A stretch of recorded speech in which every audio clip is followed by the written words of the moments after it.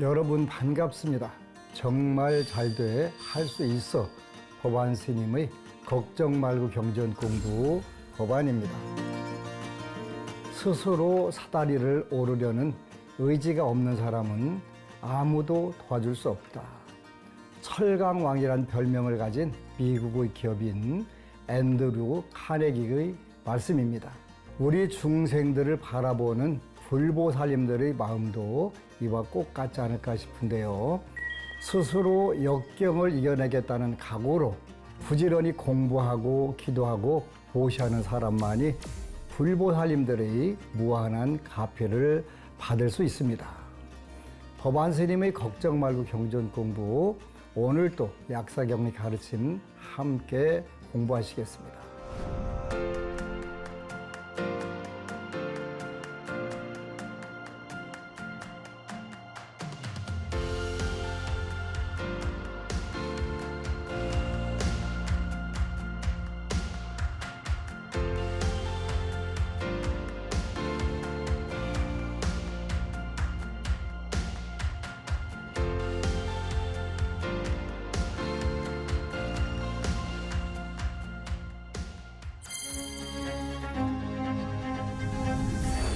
오늘은 여러분들과 함께 약사경 제17쪽 제16절 9번째 대원 바라옵건대 내가 오는 세상에서 보리를 얻을 때에 모든 유정들로 하여금 마귀의 올가미에서 벗어나고 외도들의 얽매임에서 벗어나게 하여 갖가지 나쁜 견해의 숲에 떨어진 이들을 바른 견해로 이끌어 점점 여러 보살행을 닦아 익혀 무상정등 보리를 빨리 증득토록 하리라. 이런 구절 말씀이네요.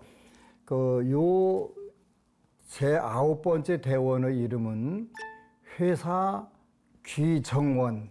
그러니까 그 그릇될 사자 써서 그 그릇된 부분을 돌려서 돌아올 귀자 바를 정자서 바른 쪽으로 돌아온다. 이런 뜻인데요.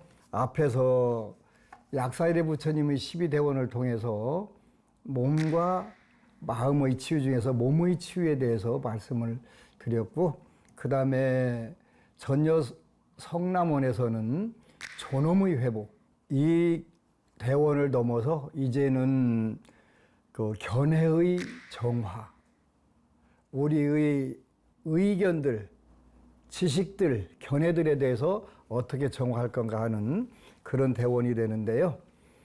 몸이 아파도 무너집니다. 그러나 우리가 사운드 마인드, 사운드 바디라고 하는 영문 속담을 참 많이 외웠던 적이 있었는데요.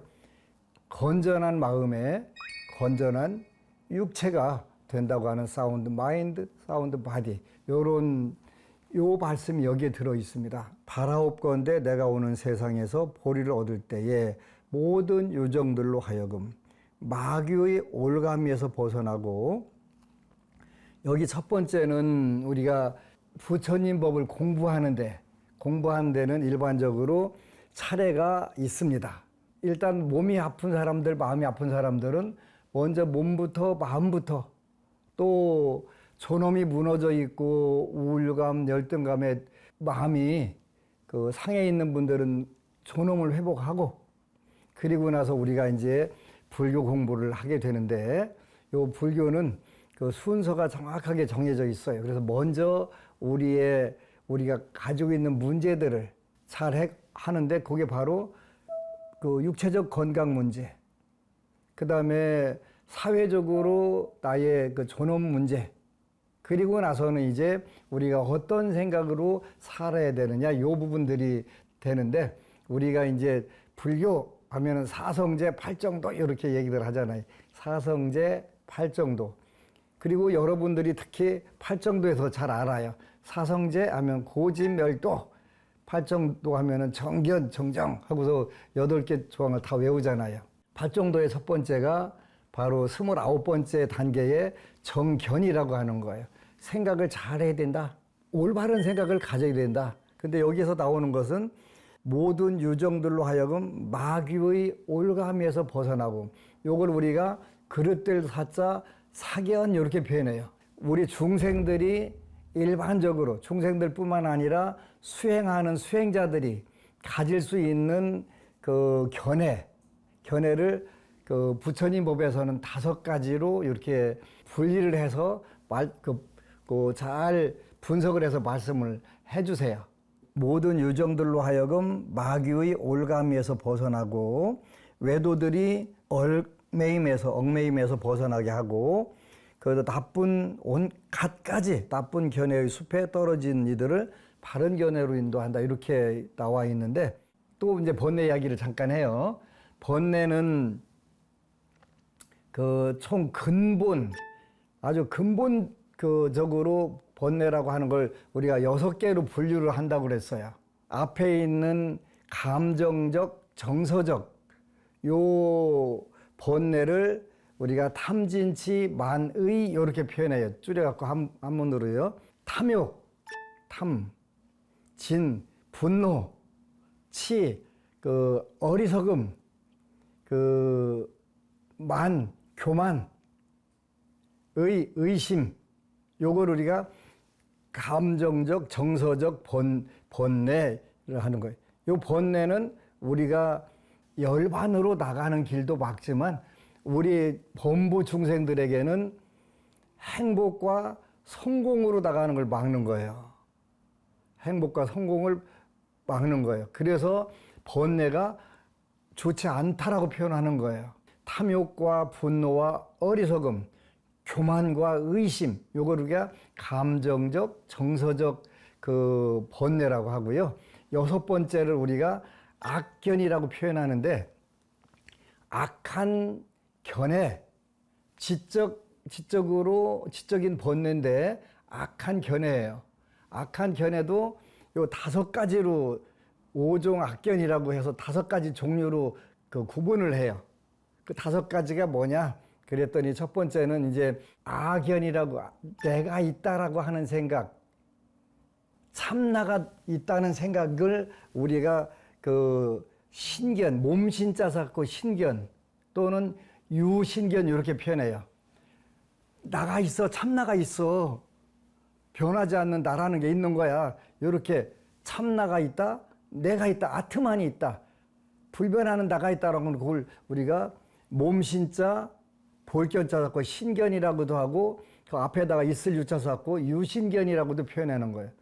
참나가 있다 없다 불교에서 없다. 무하다. 불교는 무한데 참나가 어디가 있어. 그래서 유신견, 나가 있다라고 하는 견해가 그 악견 중에서 첫 번째예요.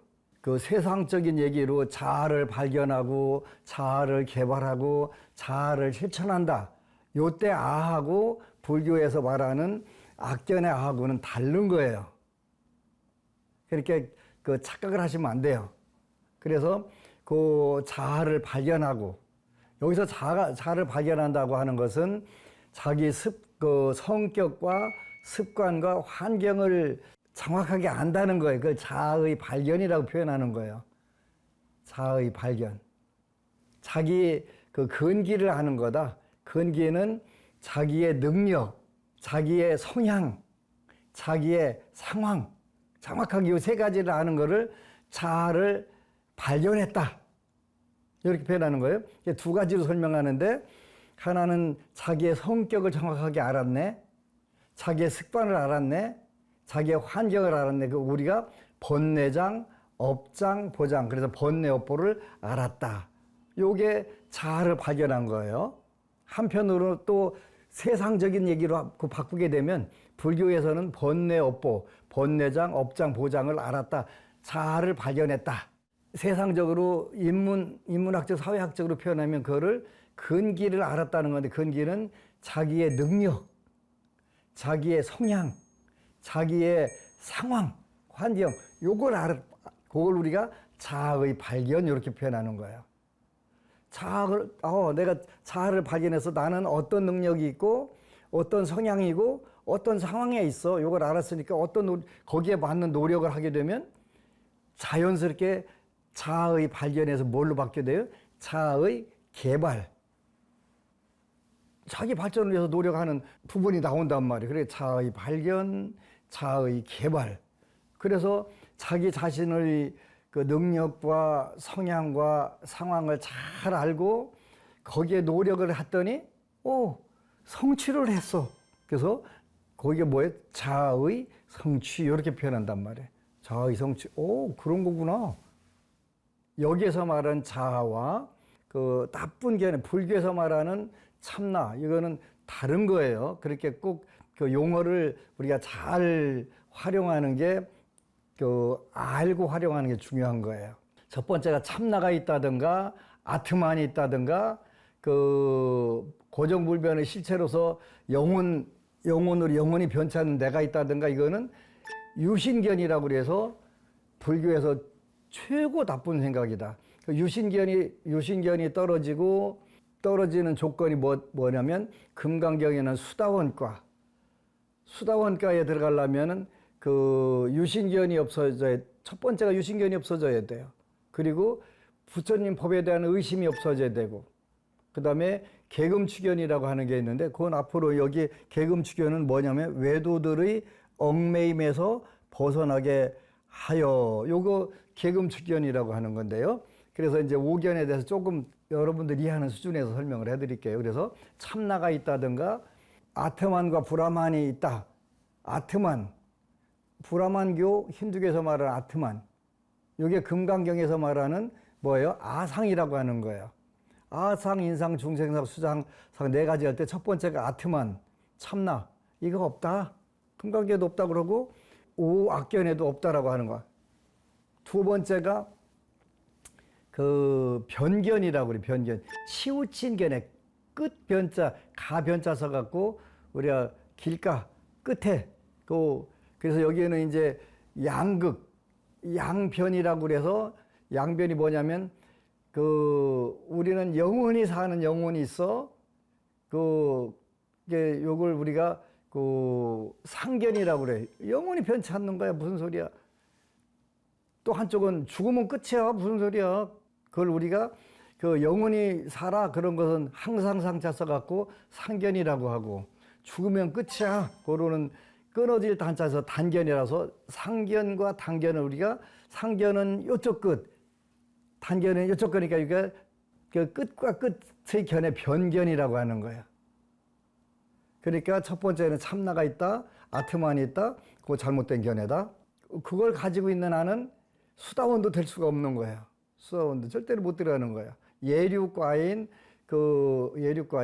수다원도 못 들어가는 거예요. 두 번째 가서 영원히 사는 존재가 있어. 아니야, 죽으면 끝나. 그 두 생각하라는 건 변견. 그것도 5종 악견 중에 두 번째예요. 세 번째, 마귀의 올가미에서 벗어나고, 요걸 그릇될 사자 사견 그러는 거. 그래서 요 구대 9번째 원 이름을 회사, 돌린다, 회전시킨다. 뭐를? 그릇된 것, 잘못된 것, 삿된 견해를 회전시켜서 돌아가게 한다. 어디로? 바를 정자 정견으로. 정견은 사견의 반대가 정견이에요. 팔정도의 첫 번째 정견이 그럼 뭐겠어요? 유신견 참나가 있어, 아트만 있어가 아니라 무아. 그런 거 없어, 무아야. 참나가 어디 있어, 무아지. 정견의 첫 번째. 변견.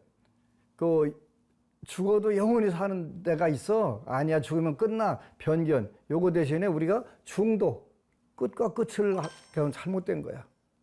세 번째가 바로 이 사견인데, 그릇된 견해.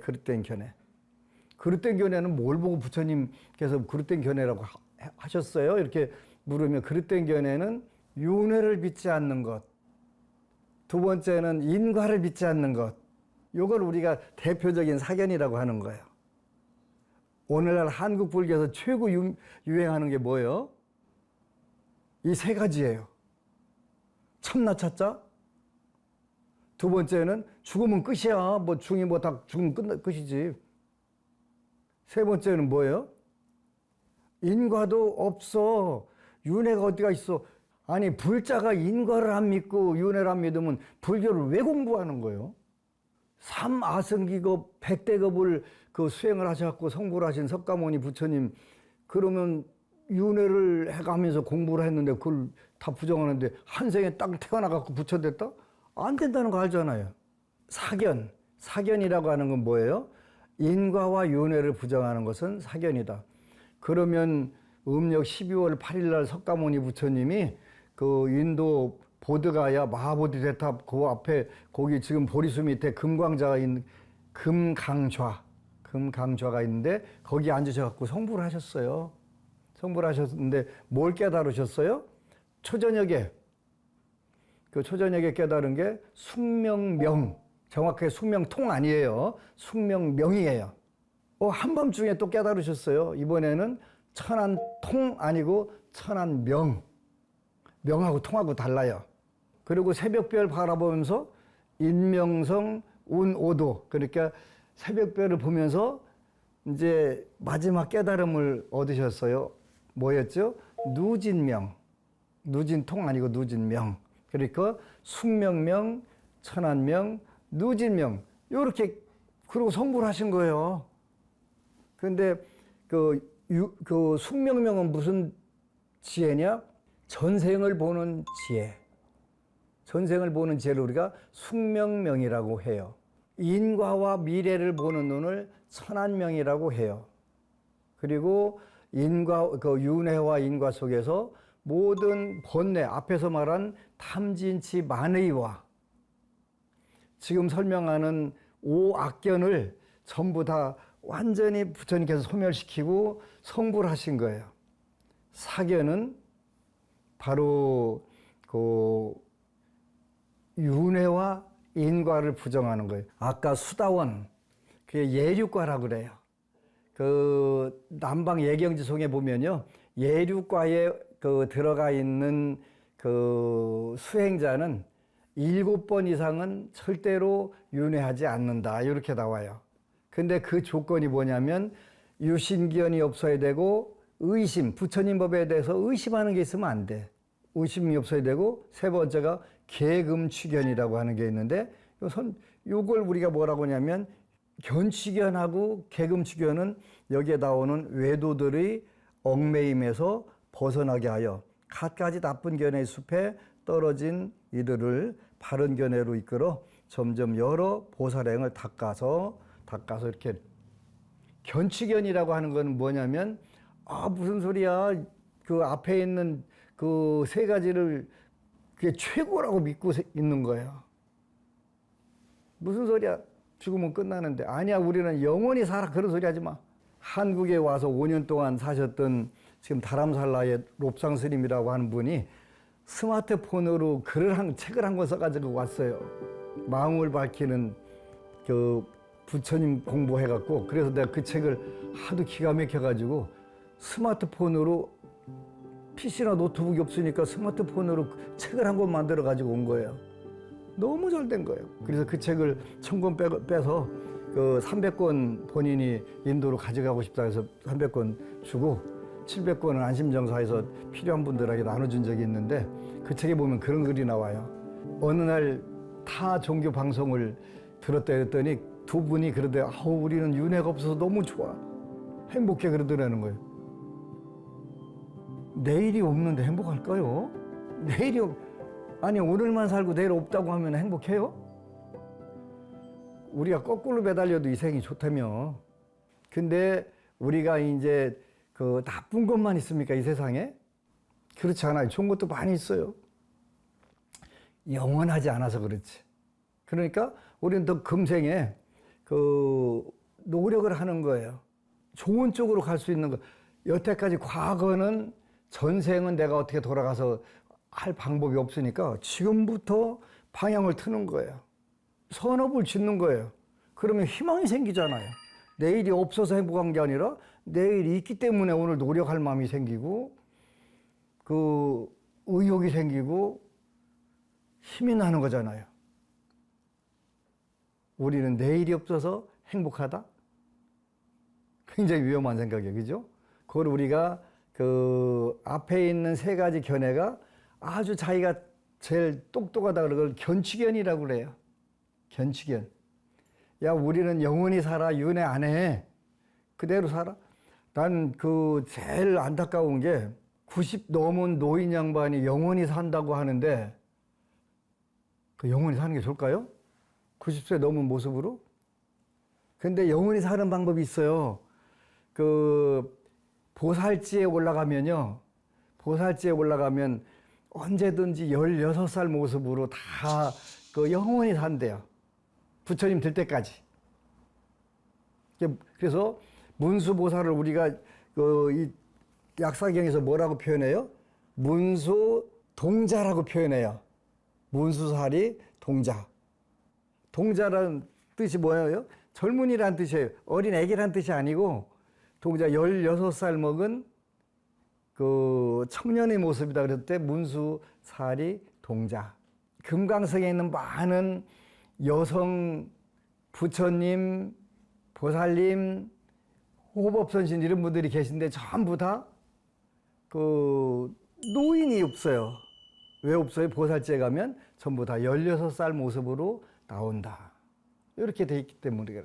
견취견이라고 하는 것은 진리가 아닌 것인데 자기 주장이 제일 옳다고 막 그 주장하는 걸 견취견이라고 그래요.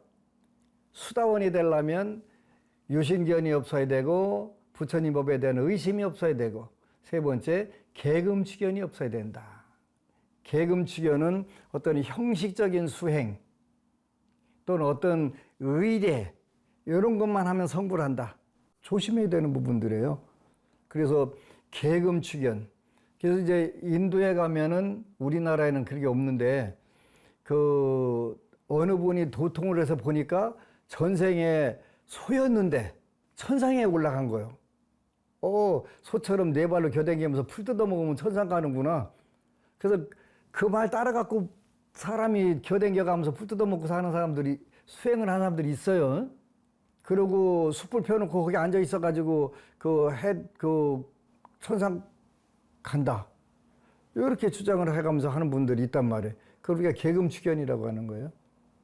그렇게 그 이번 전생에 그 뭘 했는지를 모르니까 그러는 거예요. 근데 이제 제가 그 약사경을 강의를 해주려고 공부하다 보니까 재미있는 부분들이 있어요. 이건 40, 50년 전에 나온 책이고요. 이 책에 다시 이렇게 윤회라고 나와 있더라고요. 여기 그 미국의 그 1880년에 태어나가지고 1900년부터 그 21살 때부터 전생을 본 에드가 케이시에 관련된 이야기인데요. 윤회라고 해서 책이 새로 나와 있더라고요. 여기에 보면 이 에드가 케이시가 본 윤회는 전생 바로 이어서 그 태어난 게 아니라 그 이전생이나 삼전생에 지었던 업에 의해 가지고 그 이렇게 온 경우가 그 자료들이 이렇게 많아요. 바로 전생을 이어서 태어난 게 아니라 그 삼전생 때 그때 했던 업에 의해 가지고 금생에 태어나서 받는 모습 이런 자료들이 굉장히 많아요. 재밌는 거예요. 그러니까 전생 바로 전생에 지었던 업은 아직 그게 숙성이 성숙이 안 될 수도 있다는 뜻이에요. 윤회를 함부로 부정하거나 이제 앞으로 AI 시대에 양자 역학 시대에 이런 부분들이 많이 밝혀질 거예요.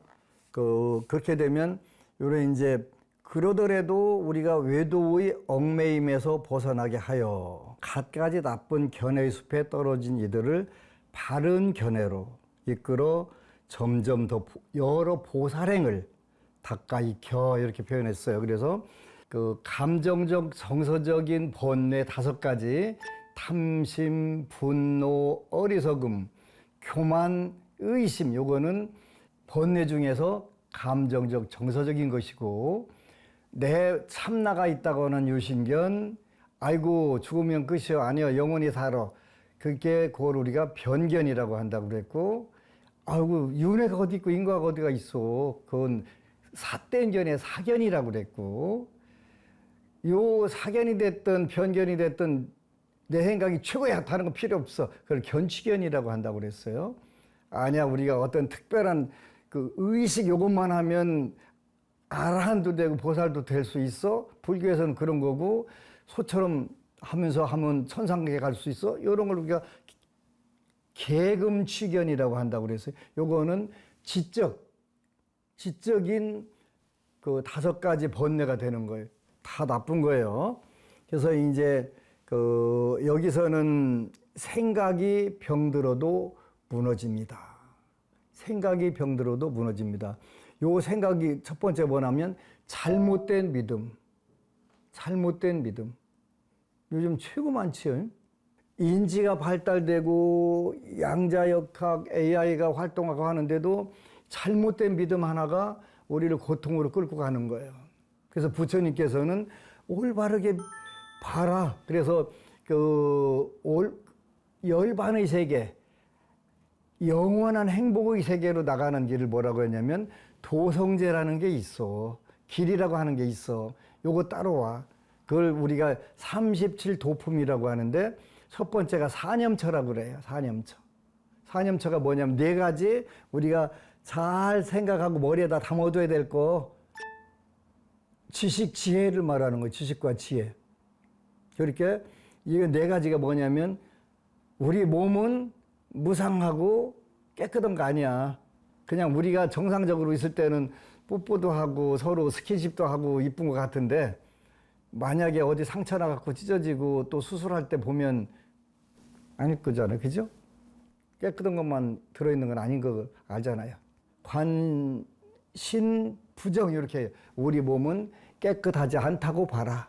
그래서 원천적으로 그거를 관신, 부정 우리 몸뚱아리는 깨끗하지 않다고 봐라.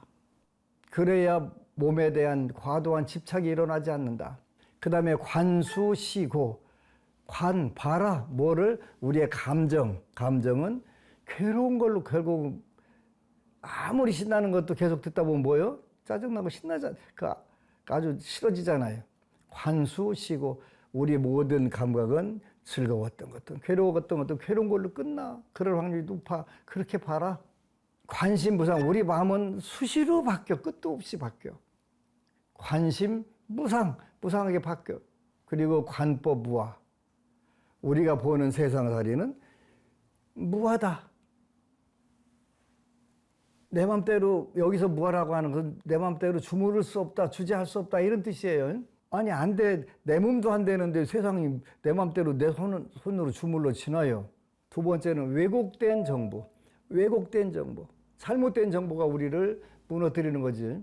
이거는 말도 못하게 큰 거예요. 그 다음에 두려움이 만들어낸 확신. 희한한 공포에 빠져가지고 말도 안 되는데 그거 들어가갖고 헷갈리고 다니잖아요. 그것도 배웠다는 사람들도 그러고 다니잖아요. 그래서 두려움이 만들어낸 확신. 또 하나 더 있어요. 증오를 부글부글 끓게 만들어갖고 정당화하는 논리. 요 4가지가 우리 심리적으로 인간들이 망하게 만들어주는 거란 말이에요.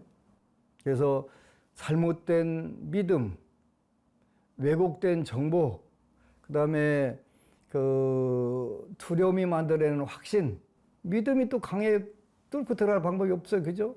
잘못된 확신, 그리고 증오를 정당화하는 논리. 이것에 의해서 우리는 심리적으로 여기서 말하는 마귀의 올가미가 되고 외도의 얽매임이 되는 거예요. 여기로부터 우리가 자유로워지는 부분들이 아주 중요한 부분들이에요. 그래서 우리가 조금 복잡하더라도 불교 교리를 조금은, 근데 물론 여러분들이 할 수 있도록 쉽게 설명해 주는 게 해서 여러분들이 이해할 수 있도록 만드는 건 제 능력이긴 한데 노력은 하고 있습니다. 노력하고 있어서 회사 규정원이라고 하는 이런 부분들. 어쨌건 가나 여러분들이 요즘에 이제 요 약사경 첫 강의를 듣고 우연히 들었던 법부님이 오셨어요. 오셔가지고 당신은 세상에 참 대단한 불자들이 있구나 하는 생각을 하는데 이 법부님은 갑자기 집안에 우환이 생겼더라고요. 생겼는데 평소에 기도를 참 잘하셨어요. 본인은 잘하셨는데 이제 부군께서 갑자기 이제 암이 오시는 바람에 병원에서는 막 한 달밖에 못 산다 이렇게 또 판단이라고 했나 봐요. 그래서 38일 동안 기도를 하고 오셨다고. 근데 이 법부님 말씀이 진짜 대단해요. 우리가 생사를 생사를 뛰어넘는 기도는 불보살님들께 하는 게 맞습니다. 그걸 알았습니다. 우리가 평소에 소원 성취할 때는 꼭 부처님께 안 해도 돼요. 부처님은 공경 공양의 대상자이시고 부처님을 모시고 다니면서 보호하시는 호법 선신들이 계세요. 이 호법 선신들이 기도하면 전부 다 우리한테 소원 성취를 이루어주는 분들도 요분들이에요. 대통령실에 탄원한다고 해서 대통령이 그 민원 해결해 주는 게 아니잖아요. 밑으로 내려가면 그 비서진들, 호법 선신들 더 내려가서 그 담당자들까지 내려가는 거잖아요. 그래서 우리가 이제 공양을 올리면서 삼보, 스승과 삼보를 우리가 사성께는 공경 공양을 올립니다. 그리고 호법 선신께 감사 공양을 올립니다. 왜? 호법 선신들이 우리를 늘 보호해 주시고 지장경에서는 결례지신들이 우리를 보호해 주시잖아요. 이제 약사경 뒤에는 누가 나오냐면 12야차대장들이 나오세요. 12야차대장들이 한 분당 7,000명의 야차를 거느려서 84,012분이 우리를 보호하고 계시는 거예요.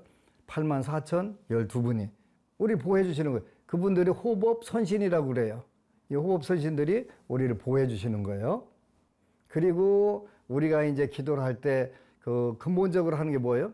육도 중생들이 모든 중생들이 편안하기를, 행복하기를. 그래서 all beings may be well, happy and peaceful. 그래서 처음에는 어떻게 해야 돼요? May I be. 내가 well, 잘 되고, 내가 행복하고, 내가 평화롭기를. 그리고 may you be and well, happy and peaceful. 당신도 잘 되고, 당신도 행복하고, 당신도 평화롭기를. 그리고 세 번째가 all beings. 육도의 모든 존재들이 다 잘 되고, 행복하고, 평화롭기를. 우리 기도를 하는 거예요. 중생이 제일 많이 하는 게 뭐겠어요? 저는 후회라고 생각을 해요. 앉아있다 보면 이때 이렇게 했었으면 더 좋았는데 하는 그런 후회들이 나오잖아요. 또 어떤 사람들에게 굉장히 미안한 마음들이 들 때 있잖아요. 우리 시청자 여러분들은 어떻게 하세요? 저는 그분도 잘 되고 행복하고 평화롭기를. 후딱딱 누가 떠오르면 그 얘기를 그걸 속으로 해요. 내가 미안했던 사람들, 내가 후회했던 그 회스러운 부분들 좀 더 잘해줬어야 되는데 하는 그런 생각이 들으면 지금 내가 어떻게 해줄 수 있는 부분이 없으니까 그들이 well, happy and peaceful 잘 되기를 굉장히 중요하잖아요. 그래서 그런 부분 하나하나씩 이렇게 해주는 거예요.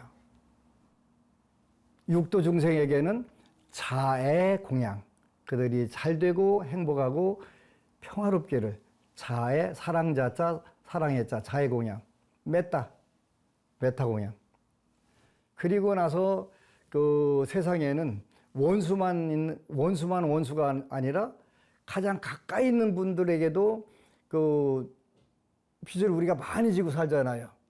원수한테만 빚진 게 아니라 그래서 우리가 불교에서 원친체주라고 이렇게 표현해요. 원은 원수란 뜻이고 친한이란 뜻이고 친척, 가족 이런 뜻이 친이란 뜻이에요. 가족, 부모 이런 분 다 부모, 형제, 친척, 친, 원친, 원수와 가족들 중에 채권자들, 채권자, 주인 요분들에게도 우리가 늘 이때는 참회 공양이 아니라 보상 공양. 그들도 또한 잘 되고 그들도 또한 행복하고 그들도 또한 평화롭기를. 그래서 여러분들이 고요히 앉아서 연부를 할 때 전에 좀 더 안타까웠던 부분들 이런 분들 생각이 날 때는 그가 잘 되고 그가 행복하고 그대가 평화롭기를 이런 부분들을 자꾸 하세요. 하시다 보면 여러분 마음도 편안해지고 아울러 그분들도 잘 되고 그러면 그게 이제 그 정유리 세계, 약사일의 부처님 계신 현실에서 만들어진 극락세계가 되겠지요. 그래서 오늘은 여러분들과 그 모든 유정들로 하여금 마귀의 올가미에서 벗어나고 외도들의 얽매임에서 벗어나게 하여 갖가지 나쁜 견해의 숲에 떨어진 이들을 올바른 견해로 이끌어 점점 여러 보살행을 닦아 익혀 무상정등 보리를 빨리 증득토록 하리라. 모쪼록 여러분들에게 이런 축복이 함께 하시기를 축원합니다. 감사합니다.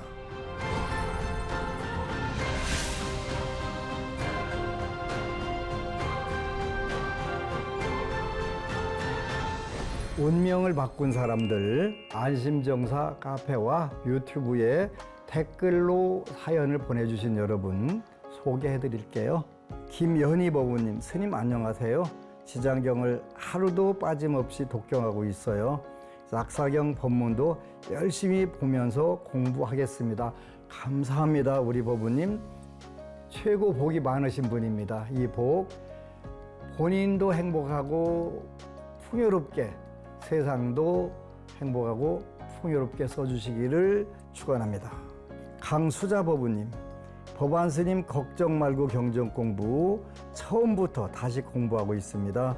지장보살, 지장보살, 지장보살, 지장보살, 지장보살. 감사합니다. 세상에 남는 것은 공부하고 그 공부를 통해서 닦은 복덕만 가지고 가실 수 있습니다.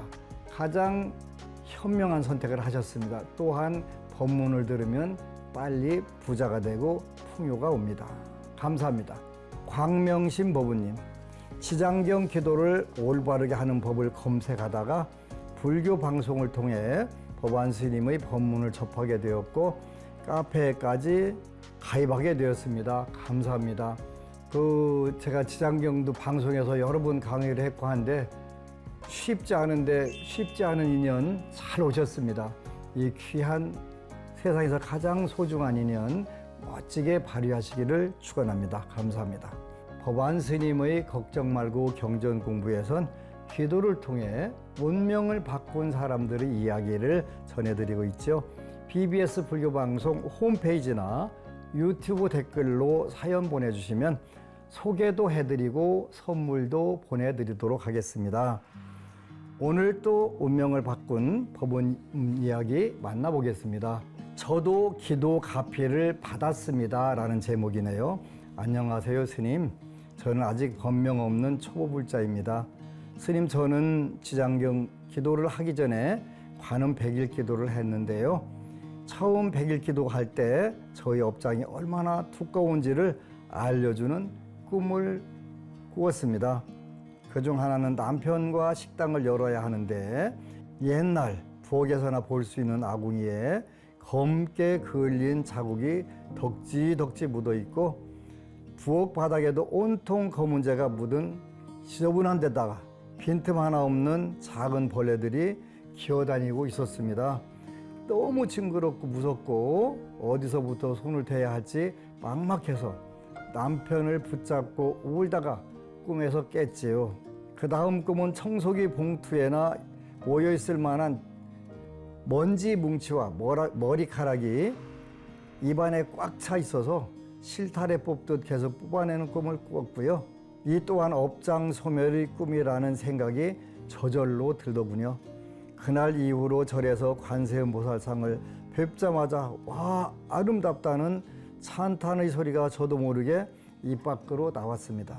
그러던 중 관음 100일 기도 2회차 마지막 20일 정도 남겨놓고 우연히 불급 방송으로 법안 스님의 걱정 말고 경전 공부를 만났고 곧바로 스님께서 번역하신 지장경을 인터넷 서점에 주문했지요. 처음엔 관음기도 끝내고 지장기도를 시작할 생각이었는데 마음이 급해져서 낮에는 관음기도를 하고 새벽에는 지장경을 읽었습니다. 지장경을 두 번째 독송할 때 관세음 보살님께서 나를 위해 지장보살님을 소개시켜 주셨구나 확신이 들더군요. 스님, 저는 스님께서 말씀하신 대로 지장경 독송 첫날부터 새벽 인시에 일어났습니다. 아침잠이 워낙 많아 일어날 수 있을까 걱정이 많았는데요. 처음 며칠은 양쪽에서 자고 있던 아이들이 몸부림을 치면서 제 얼굴을 철썩철썩 때려준 덕분에 알람이 울기도 전에 정신이 번쩍 들어 일어났고, 그 다음 며칠은 화장실에 가고 싶어 저절로 잠이 깼습니다. 그렇게 일주일 가까이 연달아 인시에 일어나니 알람 소리가 들리면 힘들이지 않고 이부자리에서 벗어날 수 있었어요. 저는 이런 점에서 무척 신기했습니다. 스님, 저는 지장기도를 하기 전에는 낮에는 가까운 절에 가서 108배 후에 천수경, 반야심경, 관세음 보살품을 읽으며 관음기도를 이어갔고, 밤에는 여러 진원들과 신묘장구 대다라니를 나름 열심히 했습니다. 그래서인지 남편이 회사에서 반년 넘도록 매번 2등, 3등만 하며 애를 태웠는데 지장경을 3번 읽었을 때 드디어 1등을 했어요. 또 저는 인터넷 쇼핑몰을 하고 있는데 지장보살님께서 저에게 알맞는 정도로만 장사가 되도록 이끌어 주시는 것이 아닌가 생각이 들었습니다. 주문이 쭉 들어오다가 너무 바쁘다 싶으면 조금 들어오고, 바쁜 게 조금 지나면 또 주문이 쭉 들어오더군요. 이건 오직 저만이 감으로 느낄 수 있는 부분입니다. 지장경 독송한 지 한 달도 채 되지 않았는데 저에게 이런 신비한 일들이 일어나고 있습니다. 현재는 신용 회복 워크아웃 진행 예정이에요. 그동안 희망이라고는 하나도 없는 절망 속에서 살고 있었는데 요즘은 희망과 기쁨이 넘쳐납니다. 이게 되네? 정말 되네?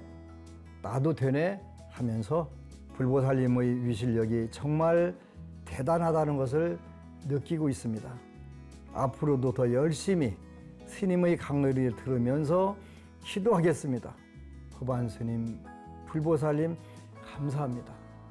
우리 법우님 더 감사합니다. 이 어려운 환경에서 말법시대 박복 중생으로서 지장보살님을 만나서 3번째 독경하고 남편 1등 하시고 우리 법우님 정말 잘 되시고 너무너무 감사드리고요. 꾸준히 오로지 기도하셔서 만사 형통하시고 행복과 성취가 넘치시기를 축원합니다. 감사합니다. 법안 스님의 걱정 말고 경전 공부 약사경 함께 공부하셨습니다. 나도 될까 고민할 때 어떻게 하라고 말씀드렸죠? 맞습니다. 묻지도 따지지도 말고 기도하십시오.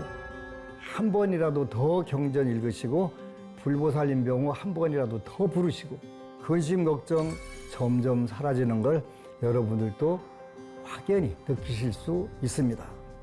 정말 잘 때 할 수 있어 법안 스님의 걱정 말고 경전 공부 오늘 또 함께 해주신 여러분 고맙습니다.